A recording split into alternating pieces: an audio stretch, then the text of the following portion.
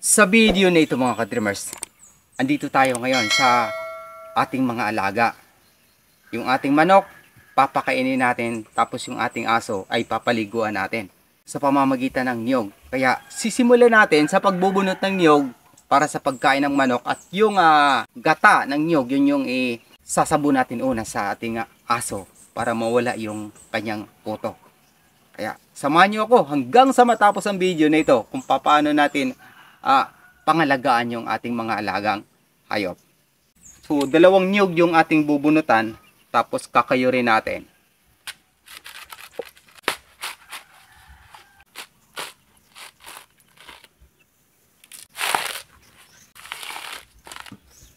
Ito na, bibiyakin na natin yung niyog bago natin kayurin.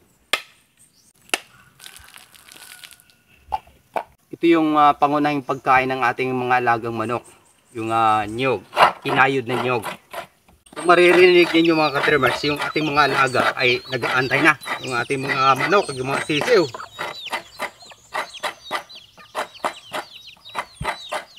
Nasanay sila kapag ay nagkakayod ng niyog ay sinyales, napapakainin sila. Matapos na natin yung dalawa. Ngayon ang gagawin natin dito, pipigaan natin. Hindi natin lalagyan ng tubig para dun sa ating alagang aso.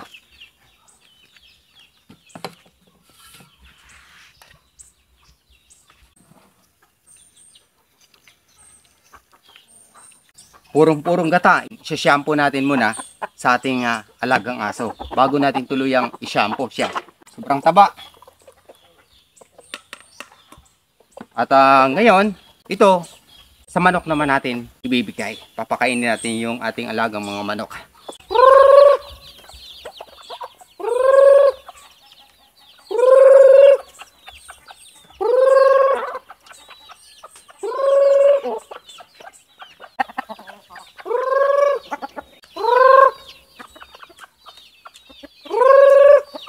Ayan na mga ka-dreamers, yung ating mga alagang manok ay masaya po silang pinagsaluhan yung ating niyog na inihanda para sa kanila.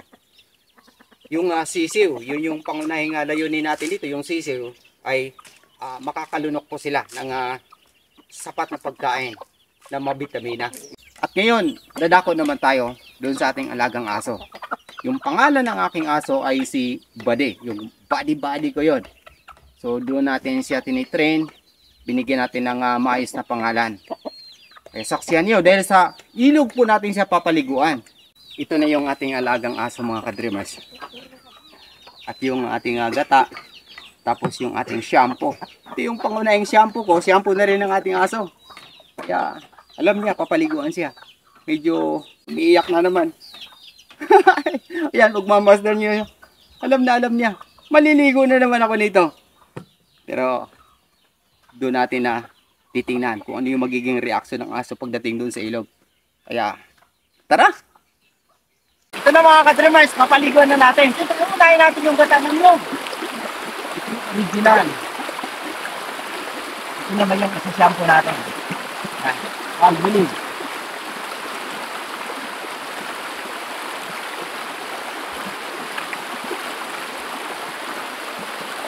Pangunahing layunin natin dito ay matanggal yung puto ng aso.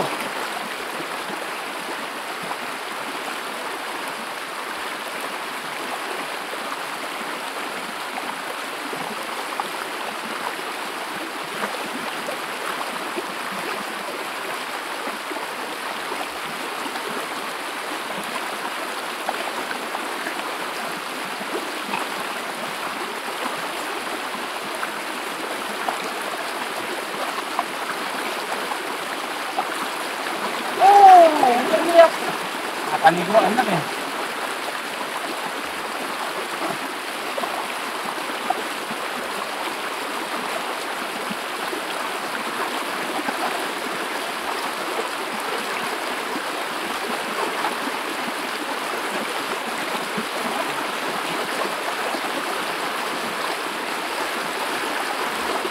Oops.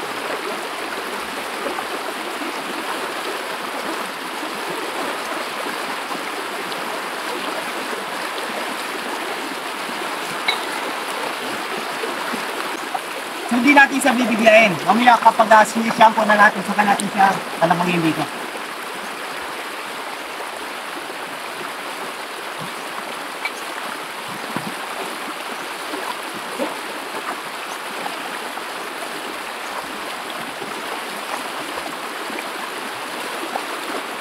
No, hawak lang oh, hawak oh.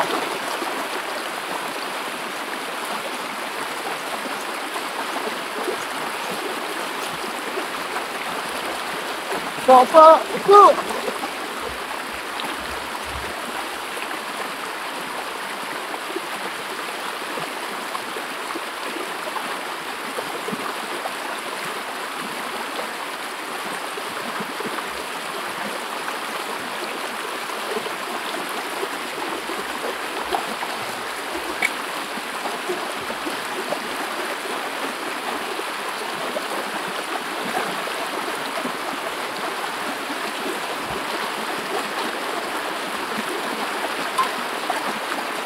Ganyan pa, ganyan. Huwag yan, tayo. Ganyan pa. Ito naman yung isusunod natin ngayon, yung shampoo. Shampoo natin yung aso. Ganito. Ito din yung shampoo ko ha. Ito yung gamit ko. Parehas kami ng shampoo.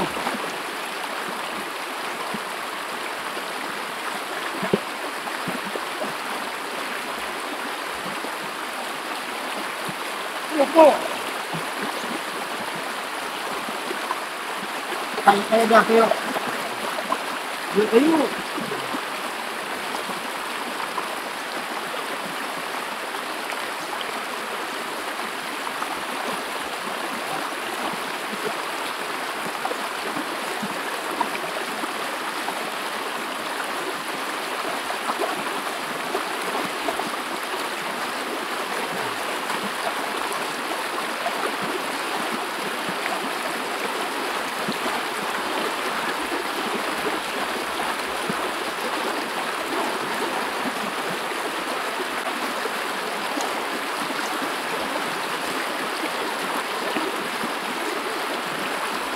Ito na. Mag-shampoo na yung ating aso. Para matanggal yung putol, kailangan natin itong pabulay ng mga. Ito lang. Kakaliguan natin. Kakalagin natin.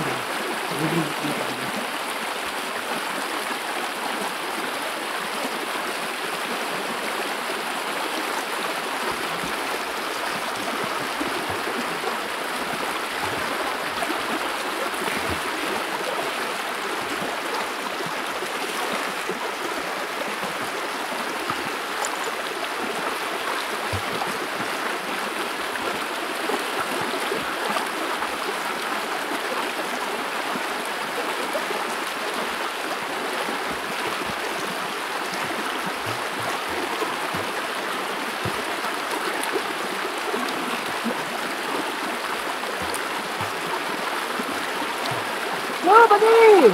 No! No! Oh, diba? Ano yan? Eh, kapaliguan lang eh. So, ganito yung ating mga alaga mga dreamers. Kakapit ko sila sa atin kapag nasa danger zone sila. Ito yung napaka-the best na pagkakataon para protektahan naman tayo nila sa inaharap. Magiging faithful ko sila sa atin. So, susunod ko sila sa atin kapag inaalagaan natin sila. Pinakausap. So, alam niya na nahihirapan siya dito, kaya kumapit sa akin. Pero, yun pa rin, hindi ko tayo. Makalakuin ulit natin siya. Kasi tuturuan natin ito lumangoy, yung sa matuto paglaki.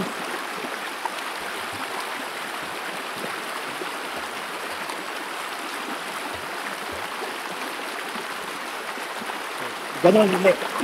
Nakapituloy siya. Pero di natin sila pababayaan para hindi magkakaroon ng damage sa kanilang pag-iisip.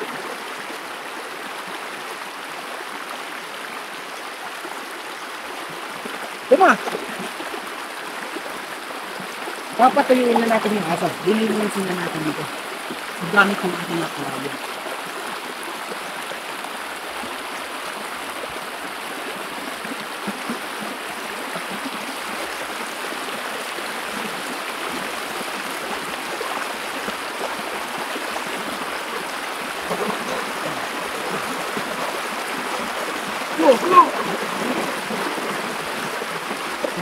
nilalamig po yung aso, kailangan natin siyang punasan.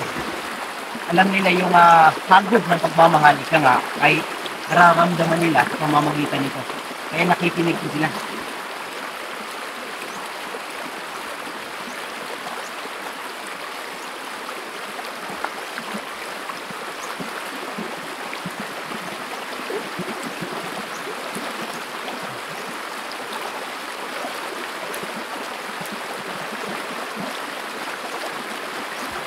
Tayo! Tayo!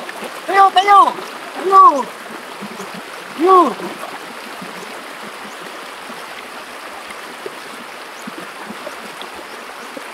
Tayo!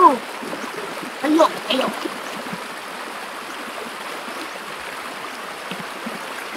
Mapapansin na nalugmok yung ating alaga dahil sa lamig. Hindi na natanggalan tayo dyan sa malim na tubig. Tayo! Ito na yung final coating natin para matuyo yung ating aso.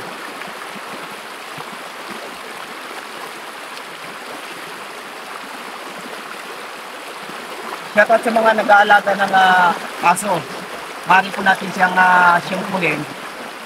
Pero kung mayroon kayong niyog, yung daka ng niyog po na, i-shampoo natin. Saka natin i-shampoo ng tuloy. Tulad yung ginagawa ko. So, yung gamit ng shampoo para sa ating alaga, yung Palmolive shampoo. Yan. Yan din yung aking shampoo. Bago na. Ano na ang alaga natin?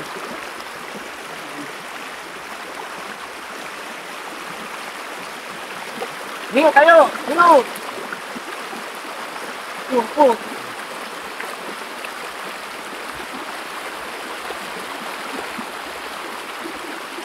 Ito na mga ka-dreamers. Naganap na. Napaliguan na natin yung ating aso, tapos yung ating manok, napakainan natin. Kaya kung mahilig po kayo sa mga hayop, mga pet lovers, ay tulungan niyo po ako. I-share yung ating video ng sa hinaharap. Sana magkakaroon tayo ng blessings na mamonetize sa po tayo. Share, like, and subscribe na din. Comment sa akin mga videos tungkol sa local farmers. So, local farmers, ito nga, all around, dito na, may mga dagat pa tayong hayop, livestock. Kaya kung baguhan ko pa sa aking YouTube channel, Dreams Wishes TV, marinig po akong tulungan sa pamamagitan ng inyong pag-follow at pag-subscribe. Sa hinaharap, sa aking mga pangitain ko ng minute, ayon sa Biblia. Mga tanda, kumabalaghan, bago ng dakilang araw ang Panginoon si Kristo. Hanggang sa muli, maraming salamat sa pakikinig at pag-subscribe. At muli sa Diyos, sa ngalan ng Ama, ng Anak, at ng Espiritu Santo. Amen. God bless! Thank you. Ito lang. Give it 5! Give it 5! So, nahiya pa siya. Medyo nag-under-recovery pa siya sa lamig. Uwi na natin yung ating alaga na tuluyang makarecover. Share and like, subscribe sa aking mga videos. God bless!